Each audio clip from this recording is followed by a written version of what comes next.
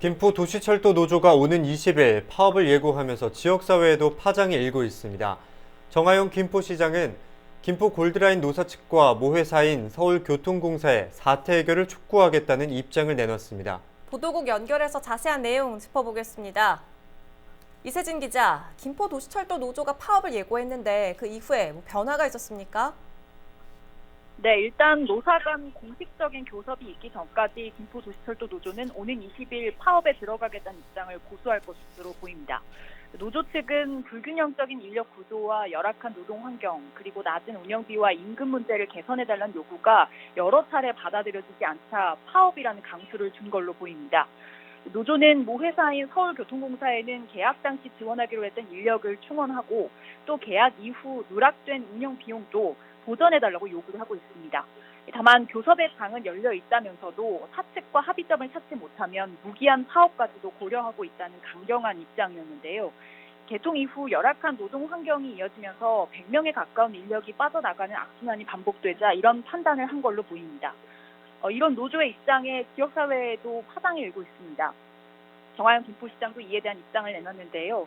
정하영 김포시장은 SNS를 통해 노조가 파업을 시작하는 20일 전까지 노사 양측과 모회사인 서울교통공사에 사태 해결을 강력하게 촉구하겠다고 밝혔습니다. 그러면서 사측은 노조가 요구하는 직원들의 처우 개선이나 제반 문제 해결을 위해 적극적으로 협상에 나서야 하며 실질적인 대책을 마련해야 한다고도 덧붙였습니다.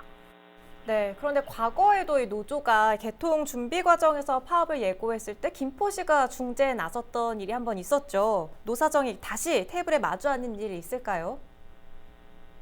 결론부터 이야기하면 아직 확정된 건 없습니다. 다만 정 시장 역시 1년 전 이야기를 언급하기는 했습니다. 도시철도 개통 준비 당시 노조가 파업을 예고했을 때에도 노사정 합의로 파업을 막았다는 이야기인데요. 파업이 시민 불편으로 이어진다면 김포시 역시 공식적으로 중재에 나설 수밖에 없는 상황입니다만 현 시점에서는 노사가 교섭을 통해 합의점을 찾는 게 먼저라고 볼 수 있을 것 같습니다. 오랫동안 골마온 갈등이기 때문에 쉽게 합의점을 찾을 수 있을지가 의문입니다. 열악한 노동 환경을 바꿔달라는 이 노조의 요구는 안전과도 결부가 되어 있기 때문에 노조 역시 쉽게 물러나지는 않을 것 같은데요. 실제 파업이 이뤄진다면 시민들도 불편을 겪게 될 것 같습니다.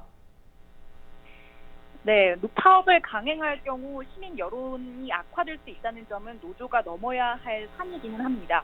다만 파업이 현실화된다고 해도 철도는 필수 공익사업에 속하기 때문에 최소한 필수 업무를 담당할 직원들을 법으로 강제할 수가 있습니다. 이 때문에 운행에는 차질이 없을 수 있다고도 볼 수 있겠지만 부족한 인력 안에서 운행을 하다 보면 안전이나 서비스 문제에서는 자유로울 수가 없을 것 같은데요. 또 내부적으로 골문 문제를 이번 기회에 해결하지 않는다면 이런 문제는 반복될 수밖에 없는 상황입니다. 노사 양측이 합의점을 찾는 동시에 실질적인 대책을 마련하는 자리가 하루빨리 마련돼야 할 것 같습니다. 네, 새로운 그 파업 관련 소식이 나오는 대로 또 전해주시죠. 이세진 기자였습니다.